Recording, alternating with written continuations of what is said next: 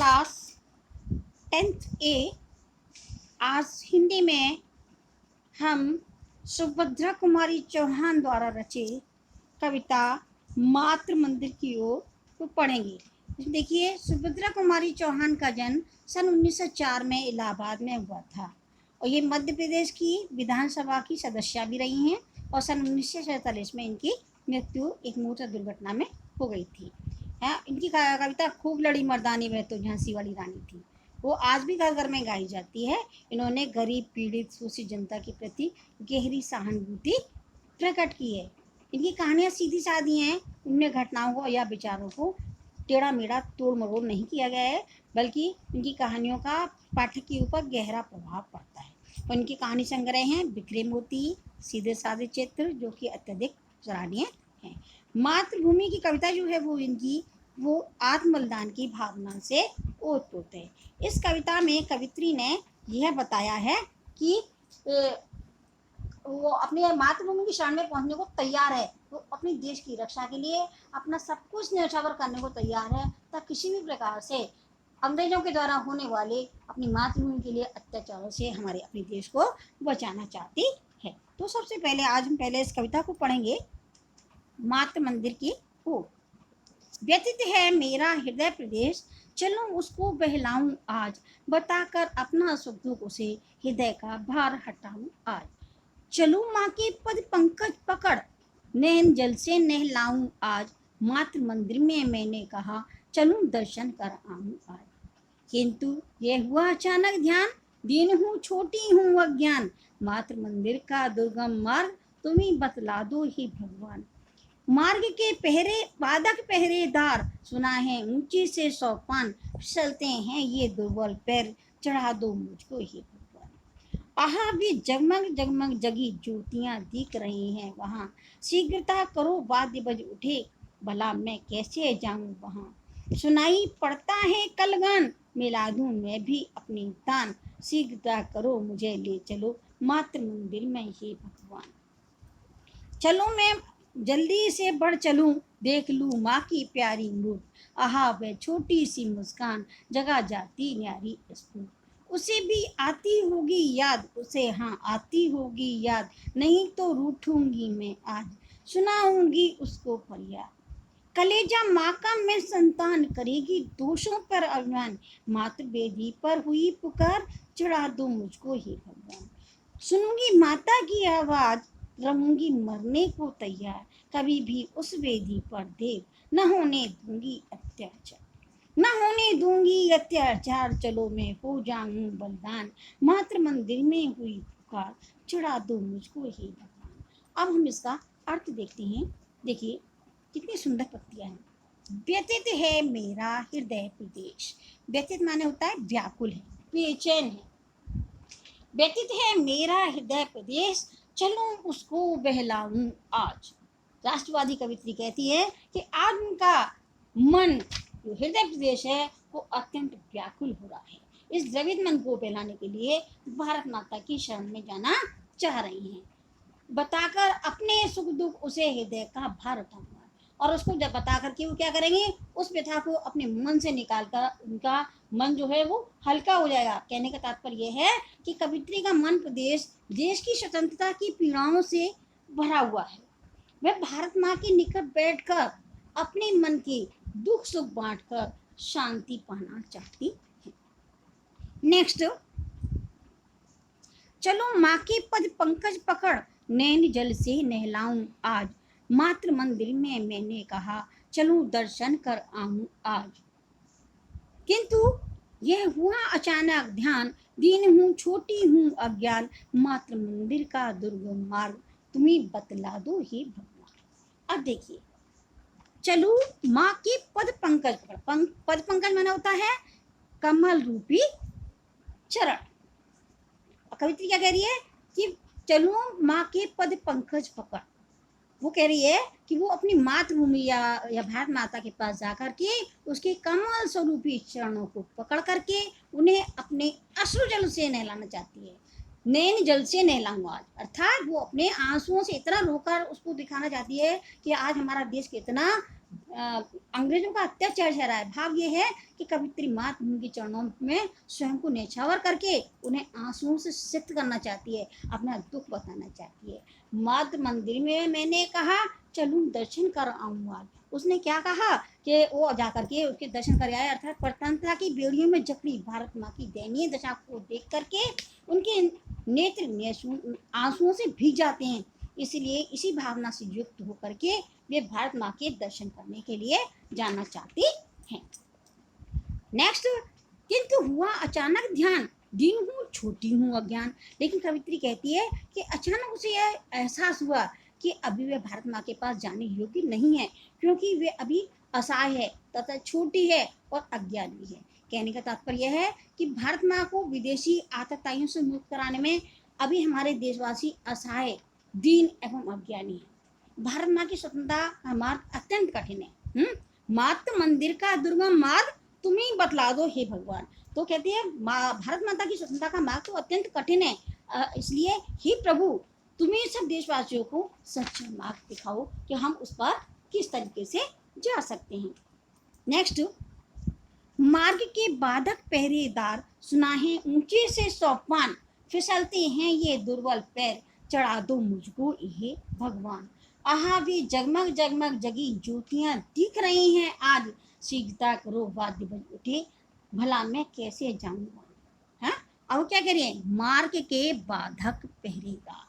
रास्ते में कवित्री क्या कर रही है कि भारत माता के मंदिर में जब वो जाती है तो कवित्री कहती है कि मातृभूमि की रक्षा करने में विभिन्न बाधाएं उपस्थित हो रही हैं। वो कहती है हे प्रभु इस महान कार्य में को प्राप्त करने में की सफलता में मेरा योगदान करो, मुझे बल दो, मुझे शक्ति दो।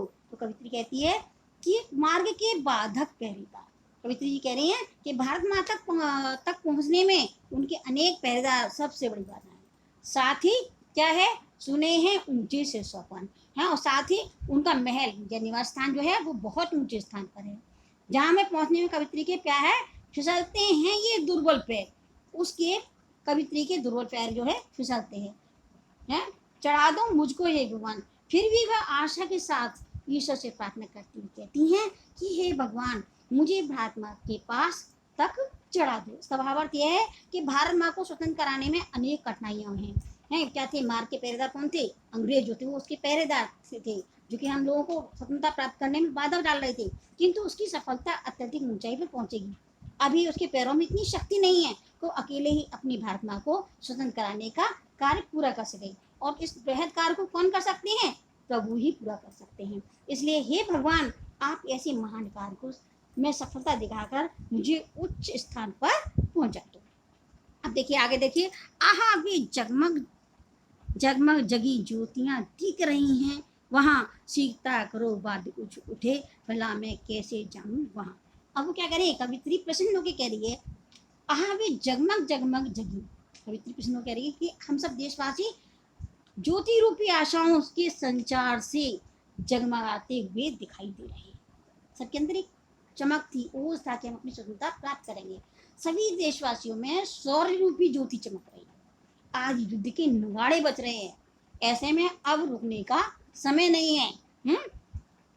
अति शीघ्रता करो, हमारे देशवासी स्वयं में परिपूर्ण हैं, सामर्थ्यवान हैं, भला मुझे उस युद्ध स्थल में जाने का क्या प्रयोजन हो सकता है। शीघ्रता करो वाद्य उठे हुए, भला मैं कैसे जाऊं वहां। क्या कहती है, इसका भाव क्या है कि कवित्री को अपनी देशवासियों व नवयुगों में सौर्य रूपी ज्योति दिखाई दे रही है, अतः ऐसे समय में उनका वहां जाने का कोई कार्य नहीं है। अब देखिए काव्य सुंदर इसका देखिए, जगमग जगमग ज्योतियों से कवित्री का मन क्या हो रहा है, आशाओं से प्रफुल्लित हो रहा है। जगमग जगमग जगी ज्योतियों में उसका मन आशाओं से प्रफुल्लित हो रहा है। दूसरा अलंकार, इसमें अनुप्रास अलंकार है। रस, इसमें वीर रस है। भाषा क्या है, इसमें सुंदर सरस पर खड़ी बोली का प्रयोग हुआ है। अब देखिए कवित्री आगे देखेंगे, सुनाई पड़ता है कल गान, मिला दूं मैं भी अपनी तान, शीघ्रता करो मुझे ले चलो मातृ मंदिर में हे भगवान। कवित्री आगे क्या कह रही है, चलूं मैं जल्दी से बढ़ चलूं, देख लूं माँ की प्यारी मूर्ति, आहा वे मीठी सी मुस्कान, जगह जाती है न्यारी स्फूर्ति। अब कवित्री क्या कह रही है, प्रस्तुत पंक्तियों में कवित्री को देश की नौजवानों के पराक्रम और वीरता को देख करके युद्ध स्थल में जाने के लिए तैयार हो गई है, और उसके ये कामनाएं हैं कि अति शीघ्र ही अपनी भारत माँ के दर्शन कर सकेगी। सुनाई पड़ता है कलगान कवित्री जी को, ये शांत शब्द अब उसे शांति का गीत सुनाई दे रहा है कि मैं भी उन देशवासियों के साथ पर मिटने को तैयार हूँ, मिला दूं मैं भी अपनी तार, जिसके कारण मुझे सुख चैन की अनुभूति हो रही है। शीघ्रता करो मुझे ले चलो मातृ मंदिर में, हे भगवान। हैं तो वे भगवान से प्रार्थना करती हुई कहती हैं कि हे भगवान, अति शीघ्रता से मुझे उस प्यारी मातृभूमि की रक्षा के लिए ले चलो, अब मेरा रुकने का समय नहीं है। चलूं मैं जल्दी से बढ़ चलूं, देख लो माँ की प्यारी मूर्ति, आहा वे मीठी सी मुस्कान जगह जाती है न्यारी स्फूर्ति। अब वो क्या कह रहे, कवित्री क्या कह रही है, चलूं मैं जल्दी से बढ़ चलूं, अर्थात कवित्री कह रही है कि वे अपनी प्यारी भारत माँ के साक्षात दर्शन करना चाहती हैं, उसके लिए वो हर तरह के कष्ट सहन करने को तैयार है। वे कल्पना करती हैं कि भारत माँ की मीठी सी मुस्कान उनके अंदर एक अनोखी स्फूर्ति जगा देगी। कहने का भाव क्या है कि भारत माँ के सुखमय होने पर वो प्रसन्न होंगी और उनकी प्रशंसा से एक अनोखी स्फूर्ति मिलेगी, जिससे वो अपनी माँ भारत माँ की रक्षा करने के लिए वो जग जाएंगी। तो आगे देखिए इसमें क्या है, सुभद्रा कुमारी ने भक्ति रस का भी संचार कर रही है। वो इसमें केंद्रीय भाव इसका क्या है कि वो अपनी मातृभूमि के लिए मर मिटने के लिए तैयार है, जिससे कि उन्हें एक अनोखी स्फूर्ति मिलेगी, वे अपनी माँ की रक्षा के लिए पूरी तरह से तैयार है। उसे भी आती होगी याद, उसे हाँ आती होगी याद, नहीं तो रूठूंगी मैं आद, सुनाऊंगी उसको फरियाद।